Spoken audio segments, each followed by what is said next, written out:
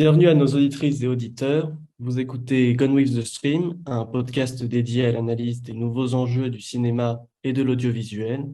Pour ce septième épisode, je suis en compagnie d'Arthur. Bonjour. Bonjour, avec qui j'aurai le plaisir d'aborder notre deuxième thème, le cinéma français à l'étranger. Et pour ce faire, nous sommes ravis de recevoir Monsieur Gilles Renoir. Bonjour. Bonjour. Vous avez travaillé chez Unifrance pendant près de 30 ans et êtes actuellement le directeur du cinéma de cet organisme. Unifrance, qui est donc une institution publique gérant l'exportation du cinéma tricolore à l'international. Mais avant d'entrer plus dans les détails de son fonctionnement, pourriez-vous nous parler de votre parcours et de votre métier actuel chez Unifrance? Alors, comme vous l'avez dit, moi, ça fait très longtemps que je suis à Unifrance. Quand je suis rentré, j'ai commencé comme chargé de territoire. Donc, je m'occupais de zones géographiques, un poste qui existe toujours d'ailleurs. Et donc, j'ai évolué dans l'association. Alors, Unifrance, c'est une association, donc c'est pas vraiment un organisme public, en fait, c'est un organisme privé donc on travaille pour les professionnels. Mais bon, j'y reviendrai peut-être. Et donc voilà, moi j'ai évolué à l'intérieur d'Unifrance et aujourd'hui je suis le directeur du cinéma, c'est-à-dire que on a fait un changement assez radical il y a un an et demi. Unifrance qui depuis 70 ans s'occupait de la promotion du cinéma français à l'étranger s'est allié à une autre association qui faisait la même chose pour l'audiovisuel. Et donc aujourd'hui, Unifrance, c'est la promotion des œuvres cinématographiques et audiovisuelles à l'étranger. Et donc moi, je m'occupe de la partie cinéma. Il y a une partie audiovisuelle. Très bien, merci. À présent, pourriez-vous nous parler plus précisément de comment Unifrance a été créée et dans quel but, et comment a été abordée cette fusion que vous avez précédemment évoquée? Alors donc Unifrance a été créée en 1949, donc très vite après la création du CNC. Le CNC, c'est 1946. À l'origine, s'il y a eu une association distincte du CNC pour faire la promotion du cinéma français à l'étranger, c'était que les professionnels ont très vite compris que une administration, justement, telle que l'est le CNC, même à son origine, aurait moins de souplesse et de possibilités pour prendre en charge cette activité. Alors cette activité, au départ, c'était vraiment faire des festivals de cinéma français et représenter le cinéma français dans différentes instances internationales. Ça a été ça pendant, disons, 30 ans. Il y a eu des semaines du cinéma français un peu partout dans le monde avec des correspondants locaux. Et puis, depuis, il y a eu un basculement quand Daniel Toscan-du-Plantier, dans les années 80, est devenu président d'Unifrance. Donc, Daniel Toscan-du-Plantier, c'était un producteur très flamboyant qui a dirigé Gaumont pendant très longtemps. Et il a fait d'Unifrance, il a upgradé, disons, Unifrance. Il a ouvert à une partie plus économique, à un moment où le cinéma aussi avait besoin de s'industrialiser, notamment dans sa représentation à l'étranger. Et il a créé aussi des grandes manifestations de cinéma français à l'étranger, comme les Rendez-vous de New York, le Festival français de Yokohama. Et puis, donc, après cette impulsion, Unifrance a vraiment grossi et est devenu, a été plus influent sur justement le domaine économique. On a commencé à avoir des chiffres à l'étranger, de savoir exactement ce que représentait le cinéma français, quel poids il avait, quelle part de marché. Et puis, évidemment, aujourd'hui, les enjeux, c'est des enjeux qui concernent toute la profession, c'est-à-dire être présent sur les plateformes. La promotion, c'est plus seulement être dans les festivals, mais c'est aussi être sur tous les écrans et avec des réalisateurs, des comédiens qui passent d'un écran à l'autre. Et donc, c'est aussi la justification de fusion avec la partie audiovisuelle. Fusion, ça ne veut pas dire qu'on fusionne justement, on reste chacun dans son domaine, sachant que les interlocuteurs ne sont pas les mêmes en audiovisuel et en cinéma, mais sur une grande partie des choses, notamment la promotion à travers les comédiens et les réalisateurs, on peut s'appuyer justement sur les forces de l'audiovisuel ou du cinéma pour être plus visible, présent augmenter la notoriété du cinéma français à l'étranger. Juste, j'aimerais rebondir sur cette ouverture aux nouveaux enjeux économiques du cinéma. J'ai vu que vous aviez récemment ouvert chez Unifrance un département d'intelligence économique. Est-ce que vous pourriez nous en parler plus en détail pour savoir si c'est une nouvelle activité que fait Unifrance? Alors, alors, intelligence économique, en fait, c'est un nom un peu ronflant et peut-être un peu moderne un département d'études Mm. qui existe en fait depuis 25 ans, depuis que véritablement on peut avoir des résultats des films français dans les salles à l'étranger. Cette activité, on l'a développée pendant de nombreuses années. Aujourd'hui, on a plus de 90 pays dans lesquels on a les résultats. Et je tiens à dire que le cinéma français est le seul à fournir, en fait, film par film, vraiment, entrée par entrée, le nombre de spectateurs pour ces films à l'étranger. Il n'y a aucun pays qui fait ça. Même les Américains ils font ça pour les films de studio. Tous les studios hollywoodiens connaissent au dollar près les recettes de leurs films à l'étranger, mais pas pour les autres films américains. C'est vraiment que pour les films de studio. Donc voilà, nous, on a aujourd'hui une vision très fine de cette présence et on l'a développée. On l'a développée sur les télévisions étrangères. Alors là, on pourrait avoir les audiences, mais ça coûte extrêmement cher, mais on a la présence des films français sur les télévisions étrangères. On l'a développé sur les plateformes.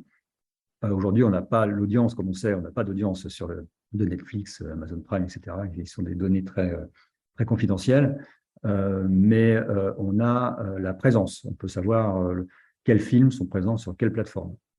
Donc on a ça donc pour les films évidemment, et donc maintenant on développe ça aussi sur l'audiovisuel pour avoir la présence des séries, des documentaires, des films d'animation sur les plateformes, sur les télévisions. Et quand on dit intelligence économique, c'est évidemment, on ne se contente pas de sortir des données brutes, on les analyse, on fait des études sur les genres qui voyagent le mieux, la comédie, les films dramatiques, etc., ou d'autres types d'études. Donc voilà ce qu'on appelle intelligence économique. Très bien. Et pour rebondir sur vos propos, aujourd'hui, comment le cinéma tricolore s'exporte-t-il à l'ère du numérique et surtout des plateformes SVOD? Alors, d'abord, on peut dire que moi, je vous parlerai du cinéma, hein, puisque je m'occupe vraiment du cinéma.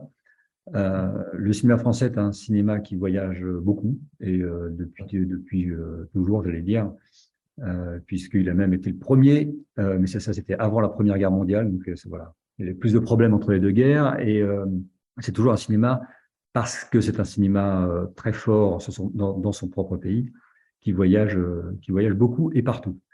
Là aussi, c'est quasiment le seul, avec le cinéma américain, qui est présent dans tous les pays du monde. Donc, depuis 25 ans, on voit véritablement comment il se comporte. Et ce dont on s'aperçoit, c'est que en fait, c'est souvent, notamment en Europe, premier des autres cinémas. C'est-à-dire que vous avez le cinéma américain qui est ultra dominant partout dans le monde, à quelques exceptions près, l'Inde, l'Iran, la Corée, le Japon peut-être en ce moment. Il y a le cinéma national. Chaque pays développe quand même sa propre production. Et cette production est souvent assez bien représentée dans son propre pays, mais a du mal à voyager. Derrière, il y a tous les autres cinémas. Et parmi tous ces autres cinémas, le cinéma français est largement dominant. C'est le premier des autres cinémas. Et c'est ce qui fait aussi le changement, disons, depuis une trentaine d'années, une vingtaine d'années.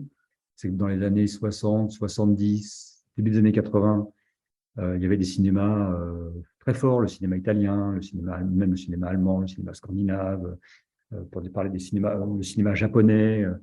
Et donc, le cinéma américain était beaucoup plus faible à l'étranger. Il était autour de 30% de part de marché, il y avait 30% pour les cinémas nationaux et 30% pour les autres cinémas. Aujourd'hui, c'est plutôt 70-80% pour le cinéma américain, 10-20% pour les cinémas nationaux dans leur propre pays et 5-10% pour les autres cinémas. Et donc, le cinéma français, en général, occupe dans ces 10% entre un tiers et la moitié des parts de marché. Qu'est-ce qui a fait que justement le cinéma français se démarque des autres cinémas européens, donc vous l'avez dit, italiens, scandinaves? ils sont tout aussi bien représentés, ces derniers cinémas ou... Alors, ce qui a changé, c'est que dans les années 80, donc, il y a eu l'explosion des télévisions. Donc, c'est que la télévision est arrivée dans les années 50. Dans les années 80, il y a eu la vidéo, les nombreuses chaînes qui sont apparues. Et les cinémas dans le monde entier se sont plus ou moins effondrés. Le cinéma français, non, parce qu'il y a eu des lois, des réglementations qui ont permis euh, du financement, des obligations de diffusion de la part des télévisions et aujourd'hui de la part des plateformes qui permet, toutes ces réglementations ont permis un financement important et donc une production toujours forte avec des films avec des budgets importants. Et donc, c'est ça qui a permis au cinéma français de survivre en quelque sorte et de devenir dominant au sein des autres cinémas en dehors du cinéma américain. Et Très c'est bien. encore le cas aujourd'hui au moment où les plateformes apparaissent et bouleversent un peu justement le financement de tous ces contenus, comme on dit. Très bien, bah, merci pour cette réponse. Donc maintenant qu'on a mieux compris ce que fait Unifrance, nous aimerions aborder avec vous la représentation que les étrangers ont du cinéma français. Ainsi, selon vous, qu'est-ce qui caractérise le cinéma français et pouvons-nous parler d'une singularité française? Alors, c'est difficile de globaliser parce que si on rentre un peu dans les détails, on s'aperçoit que les Mexicains n'aiment pas les mêmes films français que les Allemands, qui eux-mêmes n'aiment pas les mêmes films français que les Japonais, etc. Donc, c'est intéressant, on pourra peut-être rentrer dans les détails un petit peu après. Mais il y a quand même une certaine image. Alors, il y a 10 ans, on avait fait une grande étude sur justement l'image du cinéma français à l'étranger. Et il y a quand même une certaine image globalisante, disons, du cinéma français qui tourne autour, pendant très longtemps, de la nouvelle vague. Donc, et après, un cinéma assez réaliste. Alors ça, on remonte plus loin dans Renoir, etc. Mais à la fois réaliste, peut-être un peu romantique, parisien, enfin, et qui, pour les, au-delà peut-être au-delà des spectateurs, mais peut-être plus des étudiants, voilà, des gens qui aiment, des cinéphiles peut-être, un cinéma qui fait passer quelque chose de personnel, qui exprime une vision propre liée au réalisateur, enfin c'est le cinéma d'auteur, quoi. Donc, qui perdure d'ailleurs, le cinéma est très très diversifié, mais euh, le Festival de Cannes porte toujours, par exemple, cette vision qui met en avant le réalisateur, qui donne une vision du monde et qui apporte un propos personnel, en fait, un angle de vue. Donc, le cinéma français est porteur de ça, de cette idée. Bon, c'est pas le seul, mais c'est très ancré. Et puis, bien sûr, pour être plus léger, le cinéma français s'appuie beaucoup sur la vision idéalisée que les étrangers ont de la France, de Paris, de la French Riviera, etc., etc., de l'amour, des histoires des histoires d'amour dans des studios parisiens où on discute sur un lit en train de fumer. Ça reste, euh, ça reste vrai. Voilà, il y a mais c'est à la fois un défaut et une qualité, quoi. Parce que faut aussi pouvoir en sortir. Et donc, bah, justement, pour parler un petit peu de ces différences de perception selon les pays, est-ce que vous pouvez me parler des marchés où le cinéma français est très présent et ceux sur lesquels le cinéma français peut encore plus s'insérer? Alors, le cinéma français est présent fortement dans des pays dans lesquels il y a une forte euh, relation culturelle et ancienne. Naturellement, il est plus présent en Europe qu'en Asie du Sud-Est. Donc, on peut dire que les pays francophones, évidemment, sont Suisse, Belgique. C'est un territoire naturel de diffusion des films. Et après, les grands pays européens sont les marchés, les territoires dans lesquels le cinéma français fonctionne le mieux, attire le plus de spectateurs, notamment l'Allemagne, l'Italie, l'Espagne, moins le Royaume-Uni, qui est un territoire très, très, très compliqué pour tous les cinémas étrangers, En Allemagne, historiquement, ce sont j'allais dire les grosses comédies qui fonctionnent bien. De Funès, les films de De Funès cartonnaient, les films de Gérard Rory avec Belmondo cartonnaient, les films avec Pierre Richard, et puis plus récemment, les films de Danny Boone, les films de Qu'est-ce qu'on a fait au bon Dieu a marché, Intouchable a été un succès mais phénoménal en Allemagne. Voilà, en Allemagne, ce sont les comédies. Euh, en Italie, donc il y a une grande tradition des coproductions françaises et italiennes qui s'est tarie il y a 20 ans, mais il reste quand même ce lien particulier. Et là, ce sont plus les films, j'allais dire, familiaux, euh, les, les, ou les films genre Belle et Sébastien, enfin, c'est ce type de film qui fonctionne, et aussi le cinéma d'auteur. Le cinéma d'auteur, j'allais dire, de qualité, les auteurs de festivals, Ozon, Assayas, etc. Voilà, ça c'est l'Italie. Espagne aussi, ce sont les films assez populaires français qui fonctionnent.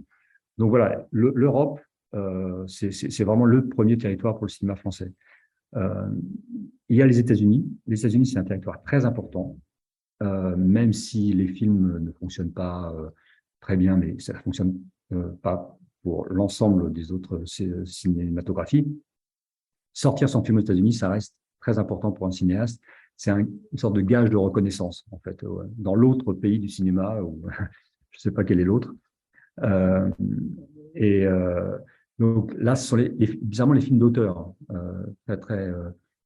très pointus. Les films, justement, la Nouvelle Vague, sont restés très longtemps attachés aux réalisateurs de la Nouvelle Vague. Et aussi, récemment, les réalisatrices. Le cinéma français est un de ceux qui donne le plus de place, même si c'est quelque chose qui est encore vraiment à développer aux réalisatrices. Et dernièrement, Céline Sciamma, par exemple, a rencontré des bons succès aux États-Unis. Et de temps en temps, il y a des films très commerciaux. Donc, ça a été longtemps les films de Luc Besson. Ça, quand ce type de film-là sortait aux États-Unis et pouvait sortir dans des combinaisons très larges de salles, ça faisait des succès très importants. Pour aller très vite, il y a aussi le Japon qui est un territoire très important. Aujourd'hui, en Asie du Sud-Est, il y a le Japon et la Corée. Le Japon, il y a une relation très fine, très subtile entre la culture japonaise et la culture française. Et là, on a un public, pour le coup, souvent âgé, très féminin, qui va vers du cinéma français. Voilà, ça a longtemps été les films de Romer ou les films de Patrice Lecomte, par exemple, Le mari de la coiffeuse, ou alors du cinéma euh, plus spécifique. Par exemple, Gaspard Noé fonctionne très très bien au Japon, Léos Carax aussi. Donc on a un public très cinéphile au Japon autour du cinéma français. Voilà, donc je ne vais pas passer en revue tous les territoires, mais en Amérique latine, par exemple, le Mexique, qui est un très gros territoire d'entrée, là, ce sont des films d'animation, un genre qui a explosé ces dernières années. Et pareil, les films d'aventure un peu familiaux avec, vous savez, les films récents là, avec des loups, des lions, des animaux, quoi, et des familles et des petits-enfants autour. Ça fonctionne très bien au Mexique. Donc, pour vous dire que, en fait, le cinéma français voyage très bien, avec des spécificités par territoire que les vendeurs connaissent très bien. Très bien. Pour changer un peu de sujet, on aimerait savoir comment vous vous positionnez, vous, par rapport au festival. C'est-à-dire que vous en organisez, mais vous êtes aussi présent lors de nombreux festivals internationaux. Et du coup, quel enjeu ils représentent pour vous, ces festivals? Alors, les festivals, ce sont des événements très importants parce que c'est souvent le moment où un film est présenté pour la première fois à un public. Et souvent, ce qu'on ne sait pas trop, c'est que la première projection publique d'un film, c'est souvent à l'étranger pour un film français, donc dans un festival étranger. Donc c'est très important pour le réalisateur, pour tous ceux qui ont participé au film déjà. Et puis voilà, c'est souvent la première pierre d'une carrière des films à l'international. Donc à Unifrance, notre rôle, c'est de montrer ces films. Donc, on organise nous-mêmes des festivals. Alors, on les organise dans des pays plutôt lointains et importants. Donc, au Japon, à Yokohama, depuis plus de 20 ans, à New York, en Chine, on a un panorama en Chine. On organise ces manifestations-là autour d'une délégation de réalisateurs et de comédiens. Et puis, on organise après, dans les grandes capitales européennes, des opérations qu'on appelle des rendez-vous.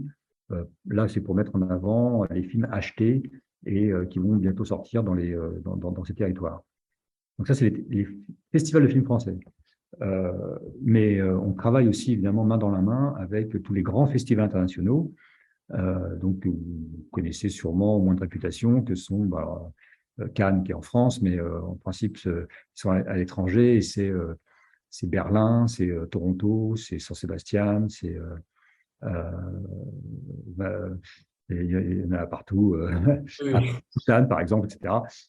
Et donc là, on travaille pour que les films français soient présents, c'est-à-dire on travaille avec les sélectionneurs pour qu'ils viennent voir les films français. Et après, sur la représentation, sur place, on fait en sorte que les films français soient le plus visibles, que les réalisateurs, les comédiens voyagent, soient présents. La promotion, elle passe énormément et principalement par la présence des comédiens et des réalisateurs. Et donc, c'est ce travail tout au long de l'année et qui est un travail aussi quotidien, qui est donc très important avec les festivals. Très bien, merci beaucoup. Donc, l'interview touche bientôt à sa fin. Et donc, peut-être pour terminer sur une note plus légère, on a J'ai pas dit, c'était pas très grave ce que j'ai dit, j'espère. non, non, non, mais pour terminer sur plus de légèreté, donc il y a la question des abonnés chez nous. Et donc, ce qui les intéressait majoritairement, c'était de savoir actuellement les cinéastes, acteurs ou types de films qui ont le plus de succès à l'étranger sur les 3 dernières années. Voilà, qu'est-ce qui a très bien fonctionné. Et est-ce que vous pourriez nous dire pourquoi? Donc, on l'a vu, il y a différents goûts selon les pays, mais est-ce qu'internationalement, il y a eu des best-sellers qui ont des points communs, peut-être?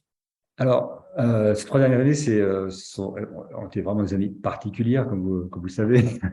Donc, les voyages des films ont été un peu bouleversés. Mais ce qu'on remarque, c'est justement ce que je disais tout à l'heure, c'est-à-dire que la présence des réalisatrices. Audrey Diwan a eu le Lion d'Or à Venise. Alice Diop a eu un Lion d'argent cette année. Il y a eu la Palme d'Or pour Titane. Voilà, c'est cette présence des réalisatrices qui est dans un mouvement qui englobe toute la société, je crois, qui est à retenir. Je vous disais que voilà, le Portrait de la jeune fille en feu de Céline Sciamma était un film qui a très bien marché aux États-Unis. Donc voilà, il y a cette tendance-là, alors très représentée dans les festivals, et peut-être l'arrivée de l'animation, des films d'animation. Ce sont des films qui s'adressent à un public large, justement, un public jeune. On a un tout petit peu parlé de public, mais pas trop. Mais donc, ça va chercher les enfants qui viennent avec leurs parents. C'est un cinéma qui permet un doublage, donc qui est beaucoup plus accessible aussi. Et en France, on a des très bonnes écoles d'animation. Ça se répercute aujourd'hui dans la production. Donc, ce phénomène du film d'animation qui prend quasiment presque 25% maintenant des entrées des films français à l'étranger, c'est quelque chose de relativement récent et qui est un des faits les plus marquants des années récentes. Merci infiniment, Gilles Renoir, pour ce temps d'échange passé avec nous.